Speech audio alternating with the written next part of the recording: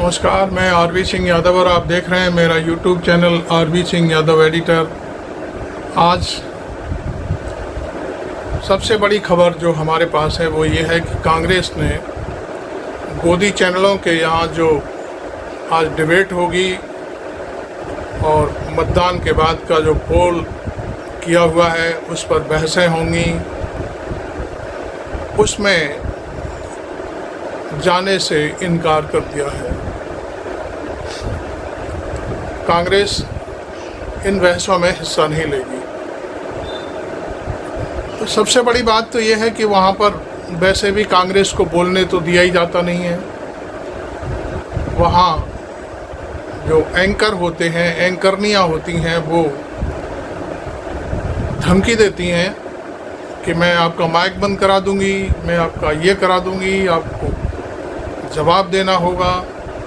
एक एंकर तो कल सुरेंद्र राजपूत जो कांग्रेस के प्रवक्ता हैं उनसे यहाँ तक बोला, आपको ये जवाब देना ही होगा, आप बताइए, आप ये करिए, वो करिए। तो इस तरह का जो टोटली गोदी में बैठ कर के पत्रकारिता कर रहे हैं, उनको उनकी बेशर्मी नज़र आती है। इसलिए कांग्रेस ने मेरे हिसाब से जो किया है वो ठीक ही किया है कि ऐसी गंदगी में जाकर के अपने मुंह से कोई अपशब्द निकले और दूसरों के गंदे विचारों को सुने, तो इससे बेहतर यही है कि वहाँ जाया नहीं जाए। क्योंकि अब 7वें चरण की जो मतदान है वो लगभग पूरा होने वाला है। इस समय डेढ़ बज रहा है और मैं समझता हूँ ऐसे में अब कुछ बचा भी नहीं है।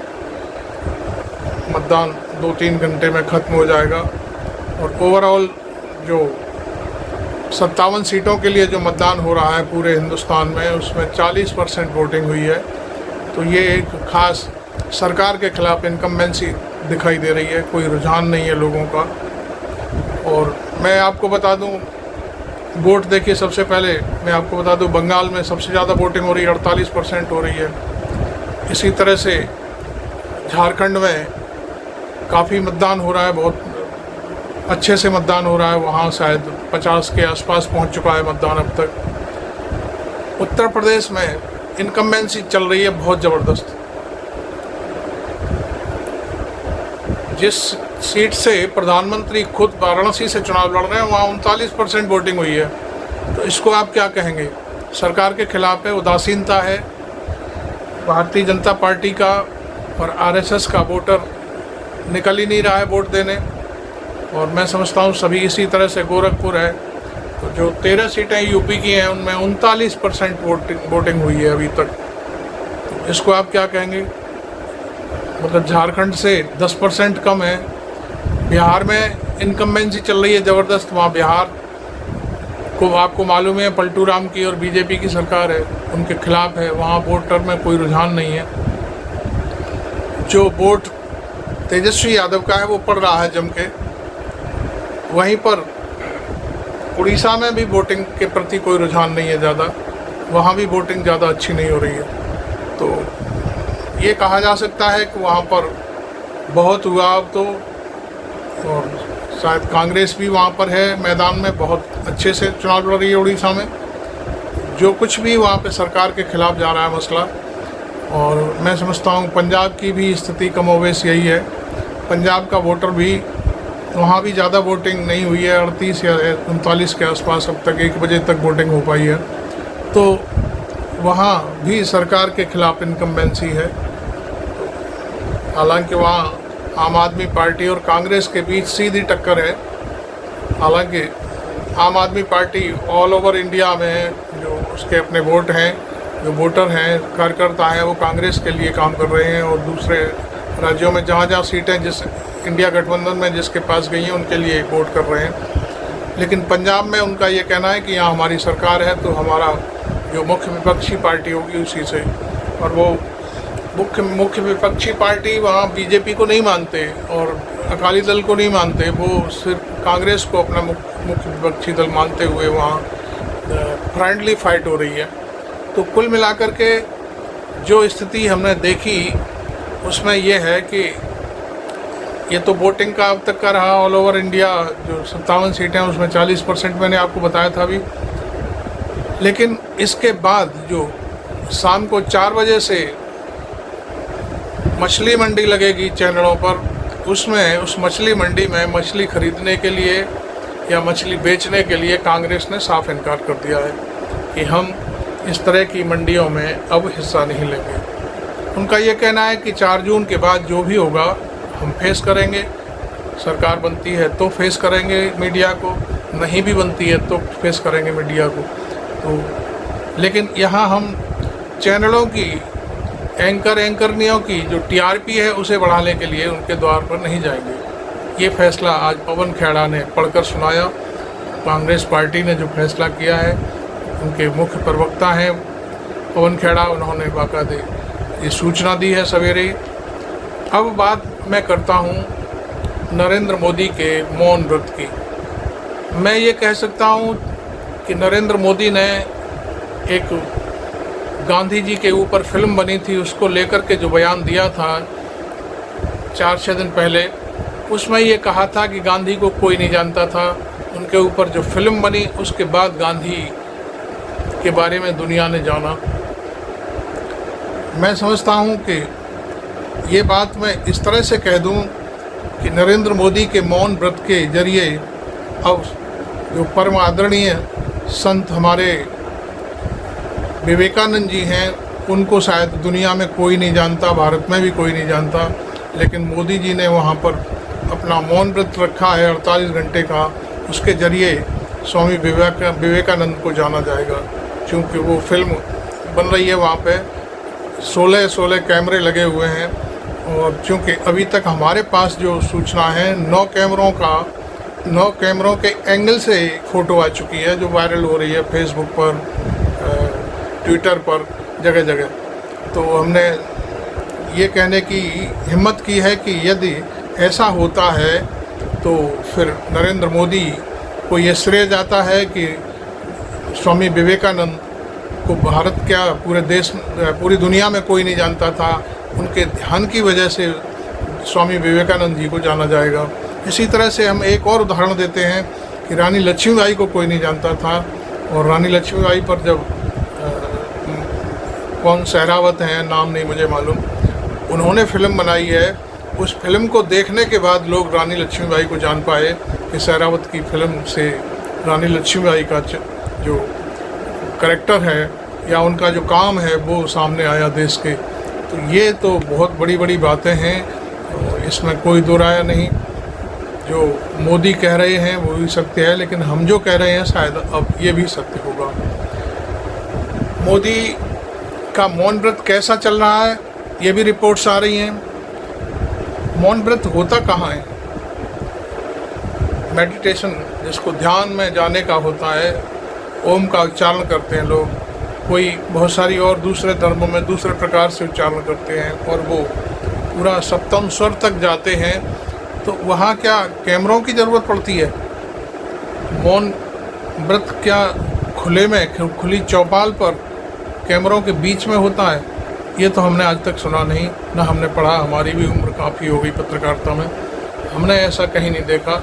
लोग जब जाते हैं तो कंदराओं में बैठते हैं, वहाँ कौन कैमरा है, कौन क्या चीज़। जंगलों में चले जाते हैं, उन्हें देश दुनिया से कोई मतलब नहीं होता। हमारे भारत का इतिहास है, महात्मा बुद्ध पूरा राजपाट छोड़ करके चले गए थे, मियाँ बीवी बच्चों को छोड़ करके चले गए थे।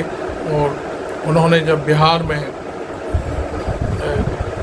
उनको एक पीपल के पेड़ के नीचे जब पूरा आभास हुआ, ज्ञान प्रकट हुआ उनके दिल में, तो फिर उन्होंने कहा कि मैं इसके लिए अपनी पत्नी से मिलने जाऊंगा।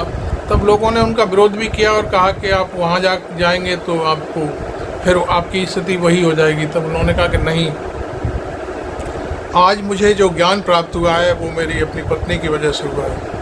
तो देखिए वो कितना गहराई से सोच करके उन्होंने ये बयान जारी किया था, बात बताई थी अपने जो उनके साथ रहने वाले लोग थे।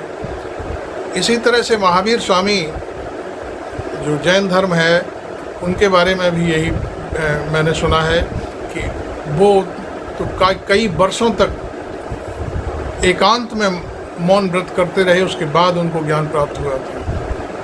तो ये बहुत सारी चीज़ें हैं।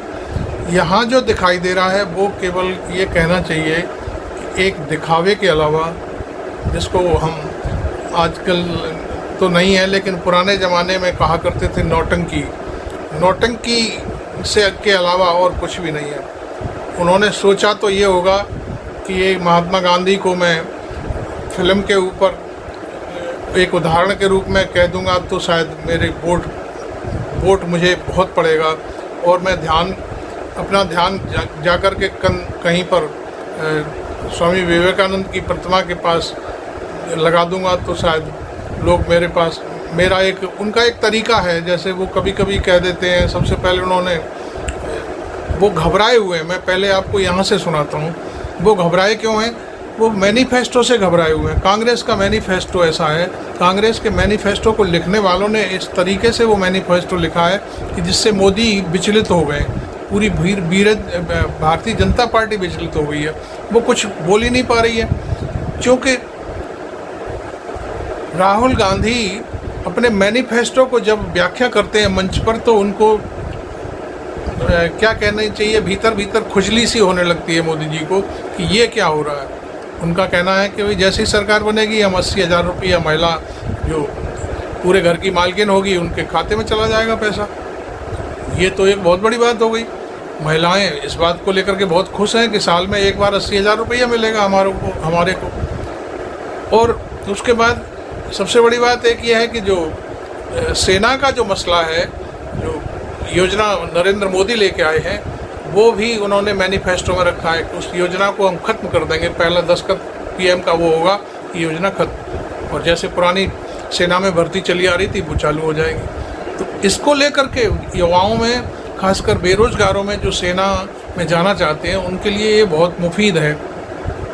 वहीं इन सब बातों से बेरोजगारी की भी बात है। वो कह रहे हैं जो इंटर्नशिप के दौरान हम 1 लाख रुपया देंगे और इंटर्नशिप कराएंगे, काम सिखाएंगे, उसके बाद उस दौरान काम सिखाते वक्त उनको 1 लाख रुपया दे करके उनसे कहेंगे अब आप नौकरी करिए, अपना जॉब करिए, अपना कारोबार बनाइए। तो ये बहुत सारी चीज़ें जो उन्होंने दी हैं मैनिफेस्टो में शायद मैं समझता हूँ हमारे जाने माने इंडिया के विश्लेषक योगेंद्र यादव का भी हाथ है। उन्होंने भी इस मैनिफेस्टो में अपनी बातें जो राहुल गांधी को कही हैं वो समावेश की गई हैं। तो कुल मिलाकर के मैं ये कह सकता हूँ कि जब मैनिफेस्टो राहुल गांधी मंच पर पढ़ते हैं, एक संविधान भी है, संविधान को दिखा देते हैं कि संविधान में बदलाव होने जा रहा है, ये सारी चीज़ें मोदी के एकदम से बिलबिलाने लगते हैं कि ये क्या हो गया। तो फिर वो क्या कहते हैं मैनिफेस्टो में ये है, तुम्हारा मंगलसूत्र भी अब ख़त्म होने वाला है क्योंकि उसे मुसलमानों को दे दिया जाएगा। ये महिलाओं के लिए बोला जाता है। और एक चीज़ और है कि जो राहुल गांधी बोलते हैं वो ये है कि हम जो 99% जो जनता है, हम उसको, जो अमीर लोग हैं, नरेंद्र मोदी ने जिन लोगों को अमीर बना रखा है, उन पर जो ऋण चढ़ा हुआ है उस ऋण की वसूली करेंगे और वसूली का पैसा हम ऐसे बांटेंगे। 80,000 रुपया प्रति महिला को, 1 लाख रुपया अप्रेंटिस में। तो वो उनका ये कहना है कि हम लखपति बनाएंगे, हम करोड़पति लोग जो बन चुके हैं, अरबपति खरबपति बन चुके हैं, उन्होंने जो पैसा मारा है गवर्नमेंट का, उस पैसे को ला करके हम वसूली करके इस तरफ लगाएंगे जिससे उनको बेरोजगारी खत्म होगी और रोज़गार कमाएंगे वो खुद अपना सीखने के बाद। तो ये एक बहुत बड़ी बात है जिससे मोदी बौखलाए हुए हैं। दूसरी बात एक उन्होंने कहा तुम्हारे घरों का, अब तो ये जो बाजरा की बोरी होगी उसमें तुमने जो कुछ छुपा रखा है, रुपया नोट सोना, उसका एक्सरे होगा। अरे भाई इसका एक्सरे नहीं होगा, तो एक्सरे होगा। हाँ, इसी पर फिर वो कहते हैं कि एक्सरे होगा और उसमें से सब चीज़ वो कांग्रेस ले जाएगी। फिर वो भैंस पर आ गए, फिर वो कभी कुछ बोलने, मतलब ऐसे ऊट पटांग शब्दों का प्रयोग करते हैं कि वो हर वक्त चर्चा में बने रहे। इसी के चलते उन्होंने अब ये एक आखिरी जो गेंद फेंकी है कि मैं उस शिला पर जाऊंगा जहाँ पर विवेकानंद जी ने ध्यान लगाया था। और मैं फिर इस बात को ऐसे कहता हूँ कि शायद विवेकानंद को कोई जानता नहीं था। विवेकानंद को अब जाना जाएगा क्योंकि वहाँ नरेंद्र मोदी ने बैठ कर के ध्यान किया है और ये फिल्म शायद बन रही है, ये फिल्म रिलीज़ भी होगी, कहीं ना कहीं दिखाई जाएगी। तो ये सारी चीज़ें हैं। उसके बाद फिर इससे घबराहट है। दूसरी बात, अब ये भी एक कहानी चल रही है कि 400 पार बोलना बंद कर दिया है तमाम लोगों ने, जो बड़े बड़े नेता हैं बीजेपी के। अब ये बात ये कि होने लगी है कि इंडिया गठबंधन को की 400 आ रही हैं, तो वहाँ पर फिर बीजेपी को कितने मिलनी है? 145 सीटें रह गई। तो 145 सीटें रहने के बाद फिर क्या होगा? तो नेचुरल सी बात है, सरकार बनने नहीं जा रही है। कई एक चीज़ें हैं। अब यहाँ बात आती है कि यदि चुनाव में जो विश्लेषण आएगा वो ये होगा कि सबसे बड़ी पार्टी कौन उभर के आती है। हो सकता है सबसे बड़ी पार्टी भारतीय जनता पार्टी बनकर के आए। अब वहाँ संकट होगा सरकार छोड़ने का। मोदी कहेंगे कि नहीं, मैं तो बहुमत साबित कर दूंगा, 140 पर ही बहुमत साबित कर दूंगा। तो हो सकता है, क्योंकि पार्लियामेंट में अध्यक्ष उनका होता है, वो बोलता भी नहीं। जैसे आजकल चुनाव आयोग बिल्कुल नहीं, मौन है। कांग्रेस की 14 शिकायतें हैं, लेकिन उनने कोई जवाब नहीं दिया। अभी कांग्रेस ने मुद्दा उठाया कि जो मौन व्रत है उसकी क्लिपिंग ना दिखाई जाए, लेकिन फिर भी दिखाई जा रही है। चुनाव आयोग ने इस तरह की चीज़ों पर कोई रोक नहीं लगाई, कुछ बोला ही नहीं। तो इसी तरह से पार्लियामेंट में भी अध्यक्ष उनकी पार्टी का होगा। तो जब पार्टी का अध्यक्ष होगा तो वो ये जो तोड़फोड़ होती है इधर से उधर, उधर से इधर, तो वो सब बहुत मामूली बात रह जाएगी। एजेंसियाँ उनके घर की रहेंगी। एजेंसी जानती हैं कि किसके यहाँ क्या मिलने वाले की बात नहीं है, केवल यह है कि जेल जाने का डर सबको लगता है, चाहे वो सांसद हो, विधायक हो, चाहे कोई भी हो। मैं समझता हूँ जो आदमी पॉलिटिक्स में जा रहा है, उस पॉलिटिक्स में कहीं ना कहीं थोड़ा बहुत तो गीला होता है। कोई पाक साफ नहीं होता। आपको बताऊँ, पाक साफ से मेरा मतलब यह है कि कहीं ना कहीं दामन पर छींटे होते हैं, क्योंकि ये काजल की कोठरी है राजनीति, और वहाँ पर कहीं ना कहीं कालिख पुत जाती है, कहीं ना कहीं कपड़ों से लग जाएगी, आपके चेहरे से, बालों से, कहीं ना कहीं। कहने का अर्थ, आप भ्रष्टाचार में लिप्त हो जाओगे। किसी का भी काम कराओगे तो कुछ ले देना, ये सारी चीज़। तो ईडी, सीबीआई और इनकम टैक्स इन सब चीज़ों पर नज़र रखेगा। तो सरकार की तीनों सरकार की एजेंसियां हैं। तो इसके डर से जब लोगों को लगता है कि जेल चले जाएंगे। देखिए, केजरीवाल का मुद्दा क्या है? कुछ भी नहीं है। जो पार्टी केजरीवाल को चंदा दे रही है वो उनको भी दे रही है, और वही उनका उस पार्टी वही उस केस में गवाह है। तो बहुत सी चीज़ें, हालांकि कोर्ट में चल रहा है मसला, मुझे ज़्यादा उस मामले में कुछ कहना नहीं है। तो ये जो चीज़ें हैं हम देख रहे हैं, ये बड़ी विचित्र है कि अगला पीएम कौन होगा। यदि 140 सीटें हुई तो फिर ये सारी बागडोर पीएम कौन होगा बीजेपी से, या हम कह रहे हैं चलिए 272 के बाद 273 होता है आंकड़ा, 273 में 240, 250 या 200 भी रह गई, तो फिर क्या होगा मोदी जी का? तब पीएम नियुक्त करने का या नेता चुनने का हक आरएसएस या बीजेपी में चला जाएगा। और बीजेपी कुछ नहीं है, सारा खेल आरएसएस का चलता है। आरएसएस भी मोदी को पसंद नहीं करती, क्योंकि वहाँ पर मोदी ने इस समय जो अपनी व्यवस्था बना रखी है, वो एक ऐसी व्यवस्था है कि वो आरएसएस को भी बिल्कुल नहीं पूछ रही। जब नए व्यक्ति की तलाश होगी, उसमें मोहन भागवत जी का रोल सबसे ज़्यादा बड़ा होगा। वही करेंगे सारी चीज़ों का हिसाब किताब, कि किसको पीएम बनना है, किसको नेता बनना है, किसको क्या करना है। तो ऐसे में फिर तलाश शुरू हो जाएगी कि भाई किसको हम लाएँ।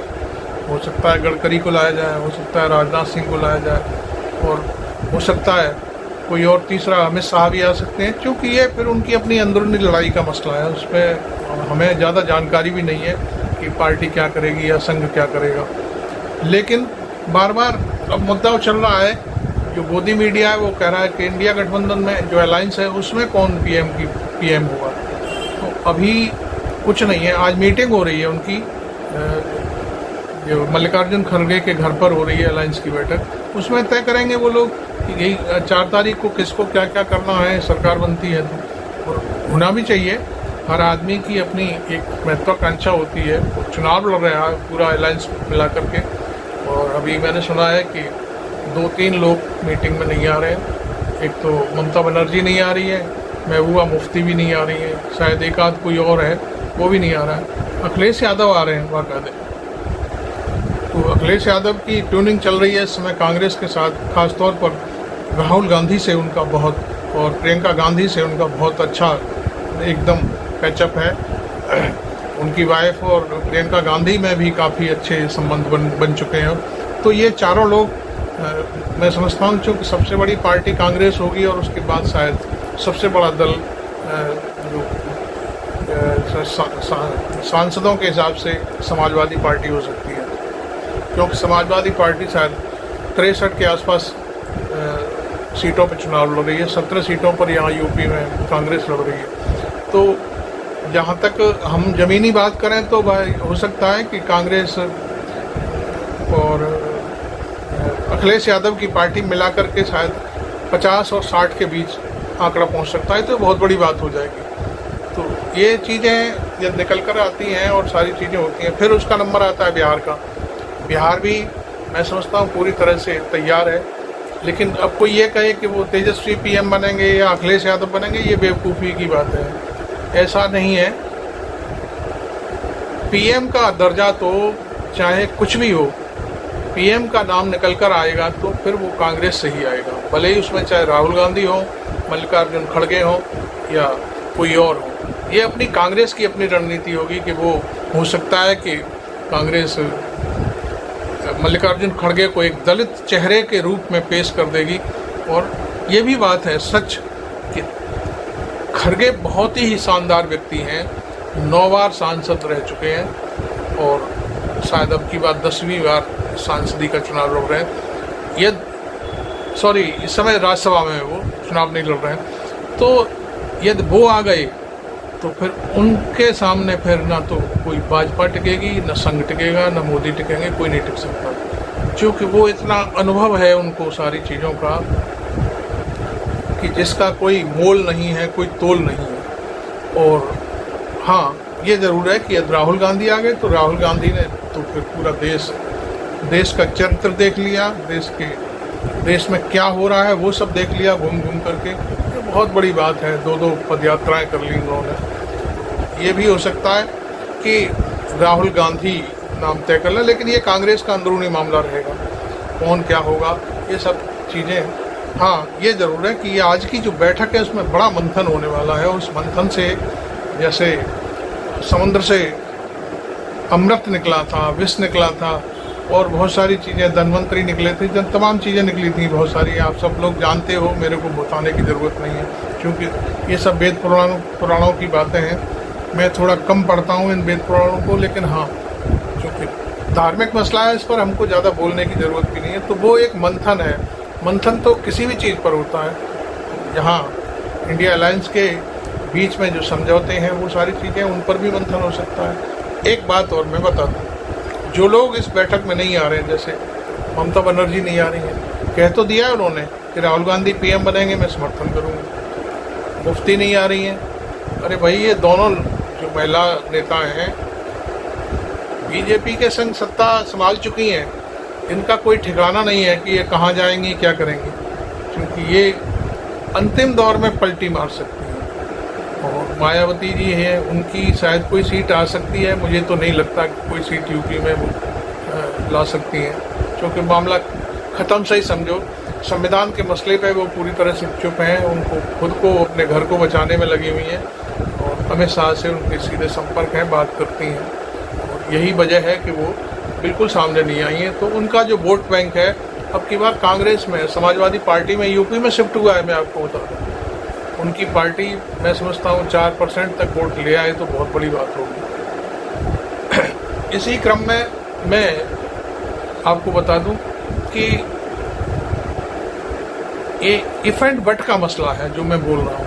इफ एंड बट में यह है कि यदि मोदी फुल फ्लैश 300 सीटें या 272 भी पार कर ली तो फिर बहुत सारे लोगों को सांसदी से इस्तीफा दे करके घर बैठना पड़ेगा, क्योंकि हो सकता है आपकी बार नरेंद्र मोदी अपनी पार्टी के बहुत सारे नेताओं को निपटा देंगे, जिनमें सबसे पहला नाम है गडकरी का, दूसरा नाम है राजनाथ सिंह का। क्योंकि टिकट तो मिल गया उनको, लेकिन अब की बार वो शायद मंत्री पद मिलना बड़ा मुश्किल हो जाएगा। और तीसरी बात, योगी आदित्यनाथ जो बढ़ के भाषण दे रहे हैं उत्तर प्रदेश में, उनको खुद नहीं पता कि मेरा क्या होगा यदि नरेंद्र मोदी तीसरी बार प्राइम मिनिस्टर बनते हैं और जो 400 पार का नारा है वो सफल हो जाता है, तो फिर मोदी, मैं समझता हूँ, रसिया और चाइना की तर्ज पर खुद को आजीवन प्राइम मिनिस्टर को भी घोषित करवा सकते हैं। और ऐसे में फिर योगी आदित्यनाथ कुछ भी नहीं कर पाएंगे, कुछ भी नहीं कर पाएंगे। आरएसएस भी कुछ नहीं कर पाए, क्योंकि संविधान में ताकत होती है, संविधान जो बोलता है वही करना पड़ता है, और हर व्यक्ति भारत में संविधान से बंधा होता है।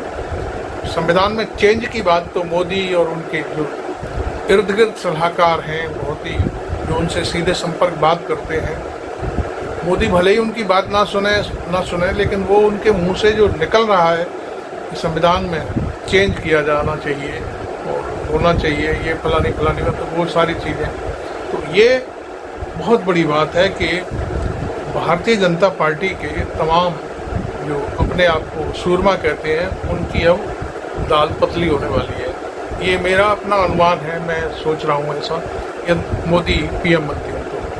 बाकी की चीज़ें तो आज वोट ख़त्म होने वाले हैं, 2 घंटे और रह गए हैं, और अभी तक जो मैंने बोला था कि 1 बजे तक 40% की सूचना थी पूरी 57 सीटों पर, और अब हो सकता है और बढ़ गया होगा। तो मुझे लगता है जहाँ तक कि ज़्यादा से ज़्यादा बढ़ेगा वोट 57 सीटों पर, तो 50%, 55% हो सकता है ज़्यादा से ज़्यादा, इससे ज़्यादा नहीं, क्योंकि भयंकर गर्मी पड़ रही है। 13 सीटें तो यहीं यूपी की हैं जो भयंकर गर्मी की शिकार है, और चुनाव आयोग कुछ करने को तैयार ही नहीं है। चुनाव आयोग ने तो अभी तक कुछ शायद घोषणा भी नहीं हुई, हमने तो सुना नहीं, क्योंकि हम भी हर वक्त न्यूज़ में रहते हैं। मिर्ज़ापुर में 9 लोग मर गए, इसमें 5 होमगार्ड हैं जो चुनावी ड्यूटी पर थे। अभी हमने एक अखबार पढ़ा था, उसमें सुरेखा यादव ब्रज क्रांति दल की राष्ट्रीय अध्यक्ष हैं, उन्होंने सभी जो होमगार्ड्स हैं और जो मरने वाले बाकी लोग हैं, एक सफाई कर्मी हैं, एक और कोई और हैं, तो उनके लिए यूपी सरकार से मांग की है कि 5-5 करोड़ रुपए का मुआवजा उनके परिजनों को दिया जाए। अब देखिए सरकार कहाँ तक क्या करती है, यही बात मैं समझता हूँ। आज मैं एक ट्वीट देख रहा था, अखिलेश यादव ने भी यही बात उठाई है कि उनको मुआवजा दिया जाए। तो ये सारी चीज़ें सामने आ रही हैं कि अब सारे दल मिलकर के अगले चुनाव, मैं समझता हूँ अगले चुनावों के बारे में फैसला करेंगे कि गर्मी में चुनाव ना कराए जाए तो ज़्यादा बेटर है, क्योंकि पूरे देश में इस समय जो कल रात की खबर थी, सैकड़ों लोगों के मरने की खबर थी मेरे पास। आपको इतनी सारी बातें मैंने बोली, कोई चीज़ आपको अच्छी लगी नहीं लगी आप बाकायदे कमेंट करें। और बाकी मैं यही कह सकता हूँ कि अब की बार मुद्दों पे चुनाव हुआ और मुद्दे विपक्ष लेकर आया, इंडिया गठबंधन लेकर आया। उनमें 4 चीज़ें थी बस, महंगाई, भ्रष्टाचार और सेना की भर्ती और बेरोजगारी। ये 4 मुद्दे राहुल गांधी ने और अखिलेश यादव ने जम के उठाए, और उनका हो सकता है उन्हें फ़ायदा मिले। और बाकी तो सब इस समय चर्चाएं चल रही हैं कि मशीनें उनके साथ हैं, ये उनके साथ हैं, तो वो हम उस पर कुछ नहीं कह सकते, क्योंकि ना तो हम कोई जज हैं और ना हम। हाँ, ये ज़रूर है कि जो चर्चा हैं वो हमने आपको बता दी कि मशीनों की भी चर्चा चल रही है, फिर कुछ भी हो सकता है। Thank you very much. मैं आरबी सिंह यादव, और मेरे चैनल को सब्सक्राइब ज़रूर कर लें, मुझे बड़ी खुशी होगी आप चैनल को सब्सक्राइब कर लेंगे।